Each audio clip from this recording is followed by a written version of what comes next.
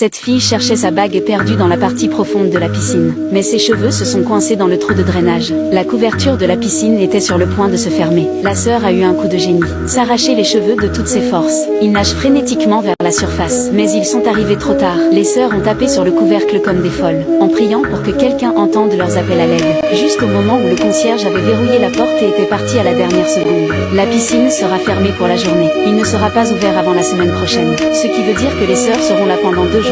Comment vont-ils se sortir de ce pétrin? La couverture de la piscine est en verre feuilleté. C'est incroyablement fort. C'est impossible à casser à la main. Sans parler du fait qu'ils sont dans la piscine. Il n'y a aucun moyen de le forcer. Au bord de la piscine, ils ont trouvé un petit trou. Mais elle était trop petite pour que leurs mains puissent la traverser. Alors la sœur a pris une feuille de plastique pour essayer de rendre le trou plus grand. À présent, ils sont dans l'eau depuis plus d'1 heure. La sœur fait une dépression nerveuse. Elle a commencé à se plaindre de la stupidité de l'idée de sa sœur. Si elle n'avait pas insisté pour aller chercher la bague de fiançailles, il ne serait pas piégé ici maintenant. Mais seule la sœur savait dans son esprit. Elle avait jeté la bague dans la piscine. La sœur s'est sentie coupable en entendant les mots de sa sœur. Elle a donc plongé sous l'eau pour voir s'il y avait une autre sortie. Elle trouve accidentellement l'alliance. Elle a découvert que la plaque de fer au fond de la piscine était desserrée. Peut-être que cela va briser la couverture de la piscine. Mais peu importe à quel point elle essaie, elle ne pouvait pas le retirer. Elle a donc nagé jusqu'à la surface pour demander l'aide de sa sœur. Mais elle ne pensait qu'à blâmer sa sœur.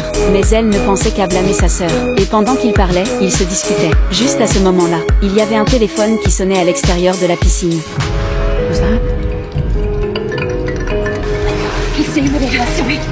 L'appel était de son fiancé. Et ainsi, les minutes défilent. Le soleil se couchait. L'aide était à portée de main. Mais il ne pouvait rien faire. Il fait de plus en plus sombre tout autour. La température de l'eau baissait. Soudain, la sœur remarque que quelque chose ne va pas avec son visage. Elle avait l'air bouleversée. Il s'avère qu'elle a du diabète. Il faut lui injecter des médicaments. Sinon, sa vie serait en